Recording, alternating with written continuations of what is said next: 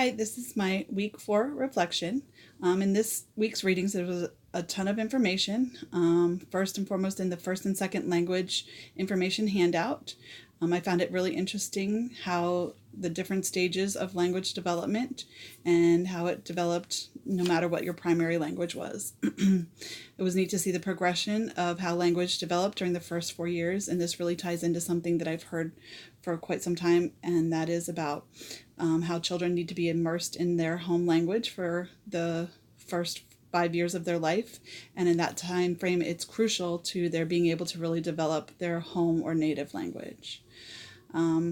I did know some about the theories of child development, but I didn't know how they related to language development, and it was quite interesting to read through that and see how each one of them has an impact on how language is developed. I really feel that social interaction and cognitive ability, along with a little bit of the behaviorist theory, really shows how language develops in children. They need to learn through trial and error, as well as having encouragement and guidance, and just being immersed in it and learning how to do it by watching and seeing what they can, develop on their own. I also read about the theories about second language development, and again, I agree with the social interaction, social cultural perspective, the interaction hypothesis, as well as the cognitive theories related to second language learning. It just shows how they, again, are immersed in the culture or in the new language that they are in, and can then imitate what is being said in the environment, and they're able to model it and have examples as to how it should sound. In One Child, Two Languages, Chapter 3, this talked about how children have two options when they're immersed in a social situation with different language than their own. They either use their home language or they become nonverbal. When they use their home language, they figure out that it's not very helpful and it doesn't get them what the feedback that they want, and then they go to being nonverbal. Younger children seem to use their home language for a longer period of time than older children, and even in the nonverbal period, they're not completely nonverbal because they're using nonverbal communication, gestures, facial expressions, attention getting.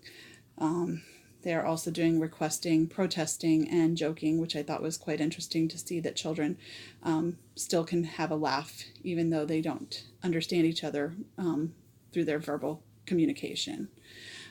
Also in this chapter, it talked about them being spectators, which I completely believe in.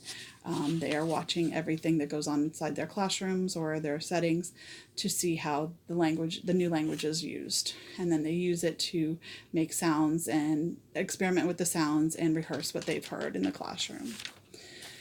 In the Authors in the Classroom book by Campoy and Ada, Unit 3 talks about self-identity and identifying with the name, which is a cultural element. We, as teachers, can acknowledge a person's preference as to what they want to be called, and that honors their individuality. By pronouncing their names correctly, it shows our respect towards them. And by allowing them to share the stories of their name, it shows the willingness to learn about them and their uniqueness and the history and the culture that they come from. So by writing books about it and allowing them to share those books and memories and things in their past history, allows them to showcase themselves. In Unit 4, it talked about building community and how we survive as a social system, and that's how we pass our history on from generation to generation. Language is used as a tool to transmit that history. It also is used to preserve the history and to continue it on into the future, the history, by having projects that can be added to with language through history. It talks about how the school is the biggest social community that children have, and that they learn from one another. They build a community of care, respect, and support, and that can transmit outside the classroom. And the books that they were creating in that unit had to do with the environment that they were in or places that they had been, and it shows a respect for the environment and the people that within it, and it allows them to showcase what they what is important to them and where they feel safe and secure.